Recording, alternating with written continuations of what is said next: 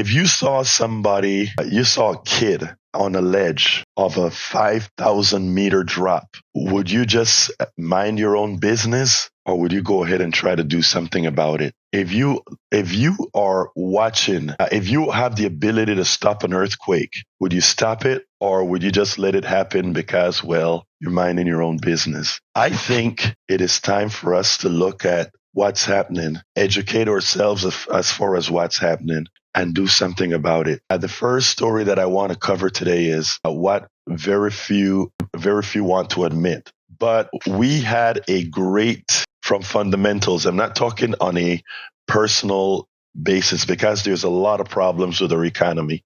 There's no doubt about that. The income disparity, the wealth disparity, the bad distribution of wealth, all of that is true. Most of the money is going to the top. But the fundamentals of the economy that was given to Donald Trump was one that could thrive. We could have made the adjustments necessary that all people would benefit, because the changes that we would have made would have meant we would have taxed the rich. Yes, because the rich have been living on our backs for eons. And that is not some communist statement. That's just a statement of fact. The rich has been pilfering us with a smile. They have allowed us, or not allowed us, they have conned us into supporting policies that are not good for us. And we have people now that are really fighting back, as Howard spoke about before. Bernie Sanders and AOC are doing a great job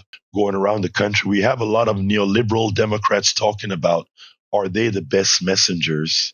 In reality, yeah, they are. And they are the best messengers because they best represent not just Democrats, they best represent the working class. And the working class is comprised of cultural Republicans, those people that have no business being Republicans, but culturally they're Republicans, and Democrats, progressive Democrats, not neoliberal Democrats, progressive Democrats. So they are the best representation of the Democratic Party to go out there and sing those messages. Now, you have to ask yourself the question, why is it that the big, except for a small coverage by, let's say, some of our MSNBC hosts, why is it that it's not getting the coverage that it deserves? I don't know if you remember 2009, when the Tea Party movement started. What was interesting is that the media did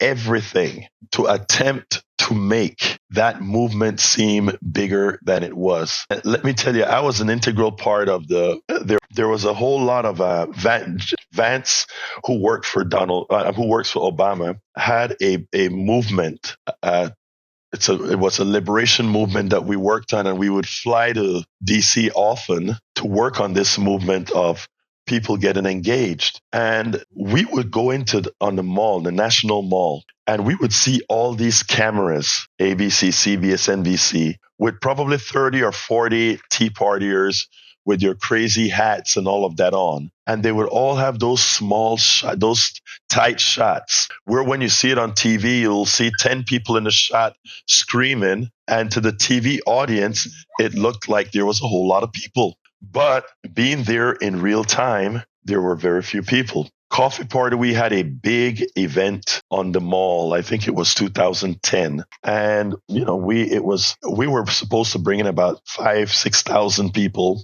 But we got a snowstorm, and it only, on the day of the event, it only brought in about 1,000 people. And we're on the West Mall, and we have everything set up. No media showed up for what the Coffee Party did as a count, and this particular action was a people's actions, people speaking action. Nobody showed up. I see the repetition in what we're seeing today. We get a whole lot of people out there fighting for America. My friend was out there near Sugarland when Tim Walz and Beto O'Rourke was out there. She had over 1,000 people out there, protesting, listening. And all throughout the country, we had thousands of people protesting. And you look at your general purpose news, you don't see the amount of people that are that are doing it. And except for Rachel Maddow and a few others, it is almost as if it's not happening. Well, when we tell you that the media has an effect on your democracy and policy,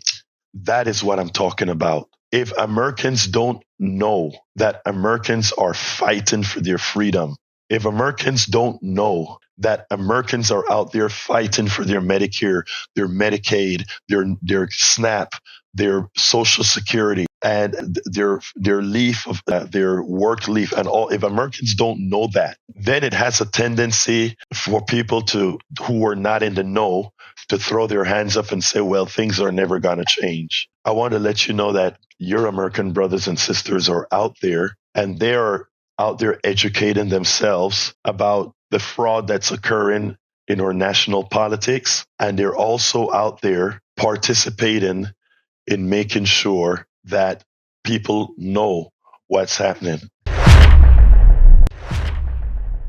We spend a lot of time deconstructing the news, trying to parse it into a form that everybody can understand. We try to find those little nitpicks where it flies above the fray, etc.